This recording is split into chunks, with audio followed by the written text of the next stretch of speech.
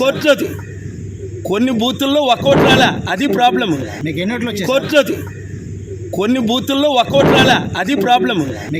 కోర్టుది కొన్ని బూతుల్లో ఒక్కోటి రాలా, అది ప్రాబ్లం. 22 మంది మా ఫ్యామిలీ మెంబర్ ఎవట్లు వేస్తే అవి కనబట్టలేదు. మురళీనగర్ అది చూసారా రౌండ్లో ఎవడైనా నమ్ముతాడు ఇది? మణిపూర్ ఘటన 3.5 లక్షల కోట్లు క్రిస్టియన్ ముస్లిం ఓటేశారు. టీడీపీ బీజేపీతో కలిసినందుకు ఎవరు వేయరు, అది మీకు తెలుసు. మరి ఎవరికి వేశారు? రీపోలింగ్ పెట్టాలి. పవన్ కళ్యాణ్ ఎందుకు సరెండర్ అయిపోయాడు? ఆయనకు కూడా ఓట్లు పడవనే. అంతవరకు ఎందుకు? చిరంజీవి 2009లో ఒంటరిగా నిలబడ్డాడు, 18% వచ్చింది. రెండోసారి నిలబడ్డాడు కాంగ్రెస్తో, 0.5% వచ్చింది. హాఫ్. నాకు ఇప్పుడు 1% ఇస్తున్నారు.